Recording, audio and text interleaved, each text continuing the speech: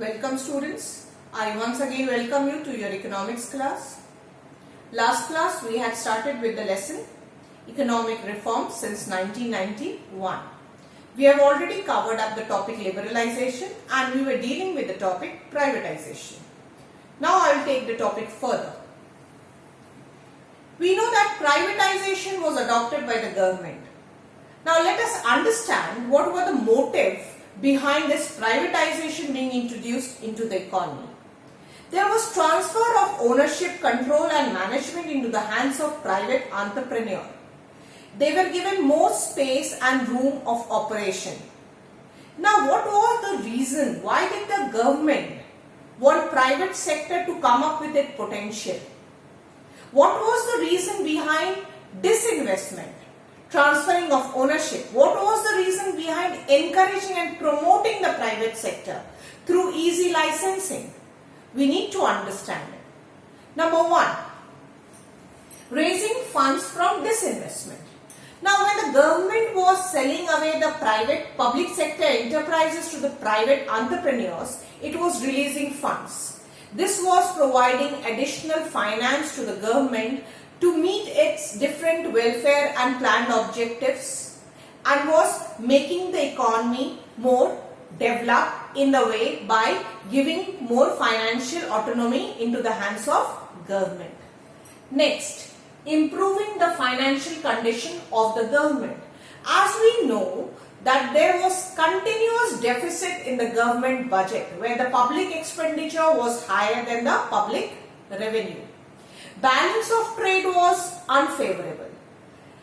The imports were much higher than the exports. The foreign exchange reserves were depleting. Now through privatization and disinvestment and increasing the share of private sector, the government was releasing fund which was helping it to revive its financial condition. Bringing healthy competition within the economy. Goods produced by the private sector were produced using superior techniques. They were higher in terms of quality, in terms of price, they were more competitive and reasonable. Hence, the public sector had to face a competition with the private sector in terms of its market share. All the more, there were different problems being faced in the public sector industries like red tapeism, bureaucratism and inefficiency, low standard of production. Coming in contact with private sector and production made by the private sector, it helps the government sector to enhance its productivity and potential. Making a way for foreign direct investment. Now, foreign direct investment plays an important role in providing access to capital assets. As we know that we are a developing economy which is capital scarce. Foreign direct investment helps the MNCs to make investment in production and business activity. It makes import of capital easier. By setting up collaborations, these foreign investments were increased, and in a way increasing the production and the process of industrialization into the economy. So by this we finish the topic privatization. Now we would move to the next topic, that is globalization. Now we see the next topic is globalization. If you look at this word globalization, you will see that it is made up of two words, global and ization. Now what does the word globalization means? It means the world economy. It is the process of integrating the different economies of the world in order to increase their mutual interdependence. Now the question arises, how can you create an interdependence between the different economies of the world? Now integration of economies takes place through movement of goods and services. Number 2, movement of people. Sharing. Number 3, sharing of technology. 4, then it comes to foreign trade, investment. All these these processes leads to promoting integration of the different economies of the world, and this process is known as globalization. Now let us move to the factors, or why did the government bring about the policy of globalization? The policy of globalization was introduced with the motive of promoting the following objectives. Number one, increase in the equity limit of foreign investment. It helped the economy to increase the share of foreign investment in the total capital investment. I said that India is a capital scarce country. The population was rising at a rapid rate, but the job opportunities were not rising in the same pace. As a result, employment opportunities did not see a growth because we didn't have enough capital to start industries, promote tertiary sector, or bring about agricultural development. Through foreign direct investment, through globalization, now capital was being brought from the other neighboring countries, and they were encouraged to make an investment in our country and start different production ventures. Next, partial convertibility. Now, the Indian currency's value was converted in terms of foreign exchange. Now it was easier for us to get foreign currencies through foreign direct investment, through increasing foreign trade, foreign investment, through collaboration of productions with these foreign companies, and thereby providing higher value to our economy and encouraging partial convertibility of our currencies into foreign currency. Long-term trade policy. India was getting into long-term trade policies with the neighboring countries, with the foreign countries, by encouraging them to engage into export and import with our country, and thereby helping to explore the market beyond the political territory. Last, reduction in tariff. It also led to the reduction in taxes, duties, and different types of restrictions imposed on foreign trade. Since under globalization, the objective was to promote foreign trade, foreign investment, movement of people across border, encourage movement and transportation of goods and services across the border.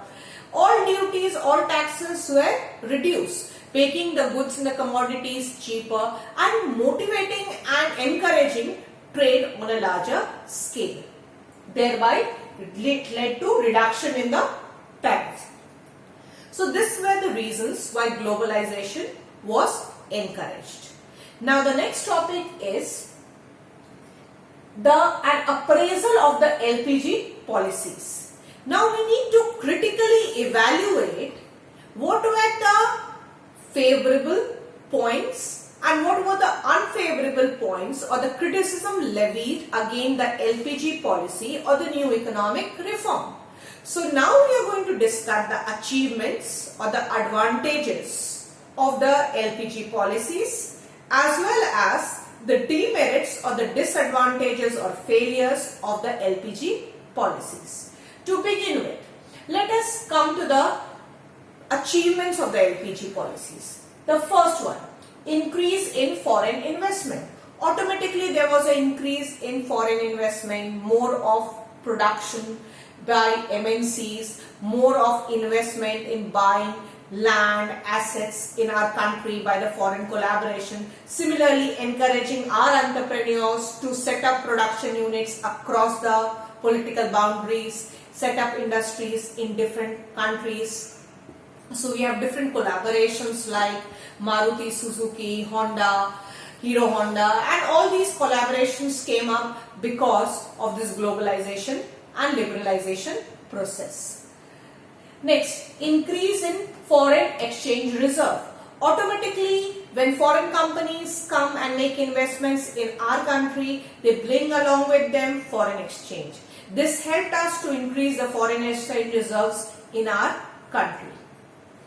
Check of inflation.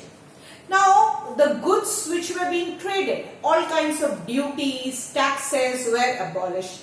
The imports became cheaper. The cost of producing the same good in our country was higher because we had backward technology. Now when they were being imported at a cheaper rate, and hence it helped to reduce the prices of these goods and commodities, thereby increasing their supply and meeting the demand of the people. Initially there was shortage of supply causing price hike. Increase in national income.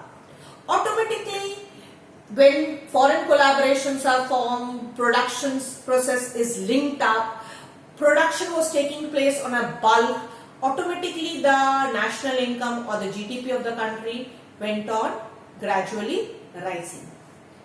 Increasing export.